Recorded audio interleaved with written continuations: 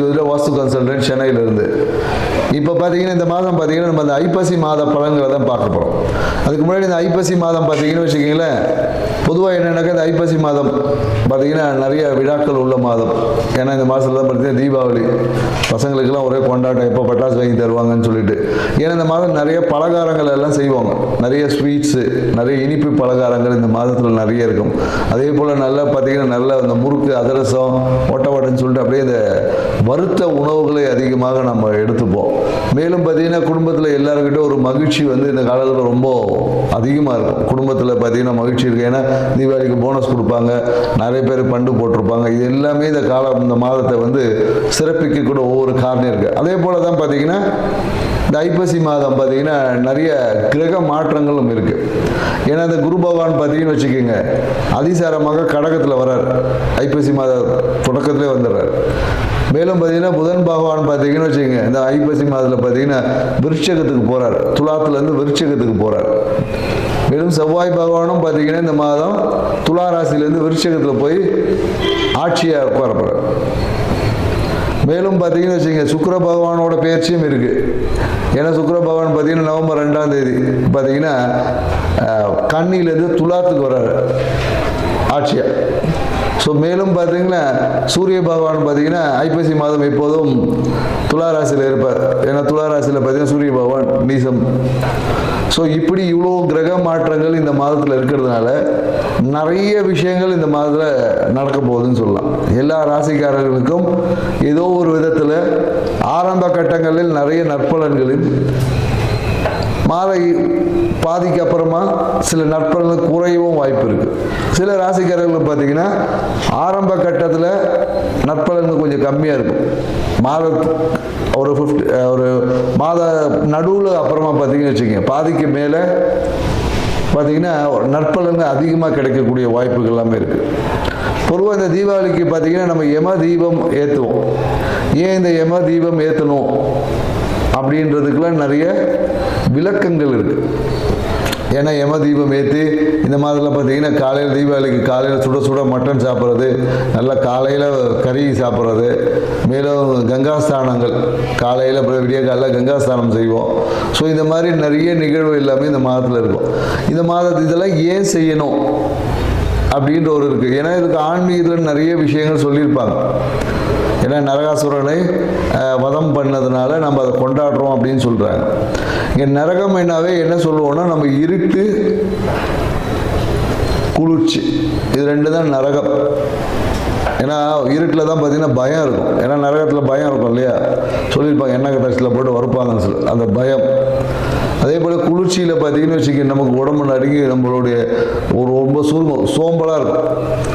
ஏன்னா இந்த ஐப்பசி மாதத்துக்கு அப்புறம் பார்த்தீங்கன்னா இருட்டோட தன்மை அதிகமாக இருக்கும், பகலோட தன்மைகள் குறையும். வெப்பத்தோட தன்மையில் காற்றுலேயே பார்த்தீங்கன்னா ஒரு சில்லு காற்றடிக்கும். காற்றுல பார்த்தீங்கன்னா குளிர்ச்சி, ஈரப்பதம் அதிகமாக இருக்கும். ஸோ அப்போ இந்த விஷயங்களை, ஏன்னா இது எல்லாமே பருவகால மாற்றங்களுக்கு ஏற்றாப்படி நம்மளுடைய வாழ்க்கை முறையில் சில மாற்றங்களை செய்து கொண்டால் நம்ம வாழ்க்கை சிறப்பாக இருக்கும். அப்படின்றதுனால தான் சில நிகழ்வுகளை அந்த பருவகால மாற்றத்தின் தொடக்கத்தில் நம்ம செய்வோம். ஏன்னா நம்ம தீபாவளி அன்னைக்கு கங்காஸ்தானம் குளிச்சிடுவோம், அதோட கிடையாது.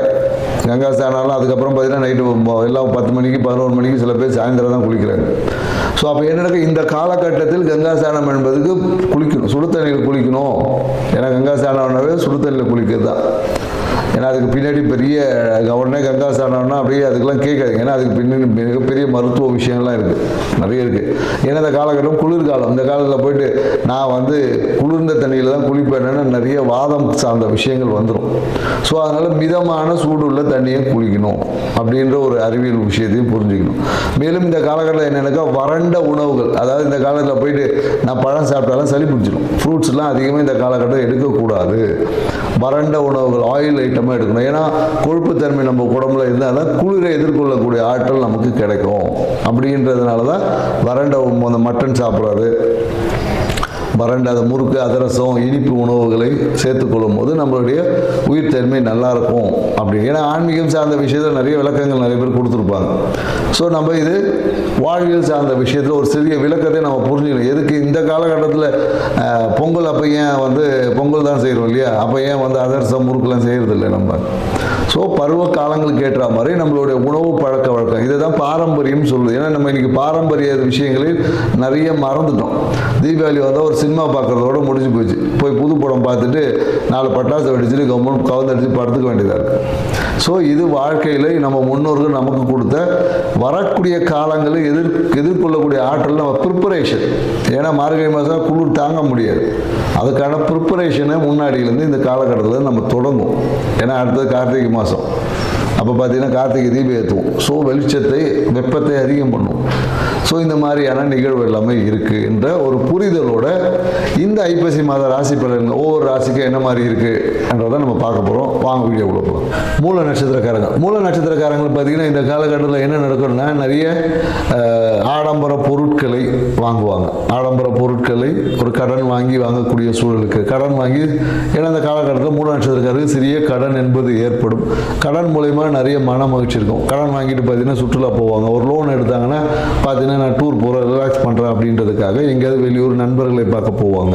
இந்த காலத்தில் திடீர் பயணங்கள் எல்லாமே இருக்கும். குழந்தைகளை விட்டு பிரிவதற்கான ஒரு வாய்ப்பு இருக்குது. அந்த பிரிவு என்பது சுப பிரிவாக இருக்கும். ஏதாவது ஒரு குழந்தை டூர் போவாங்க, இல்லை நீங்கள் டூர் போவீங்க. இந்த மாதிரியான ஒரு குழந்தைகளை விட்டு திடீர் என்ற ஒரு பிரிதல், நீங்கள் ஒரு இடம் உங்கள் குழந்தை ஒரு இடம் இருக்கிறதுக்கான வாய்ப்புகள் எல்லாமே ஆனால் இந்த காலத்தில் ஆடம்பர பொருட்களை கடன் வாங்கக்கூடிய சூழல்கள் உருவாகும்.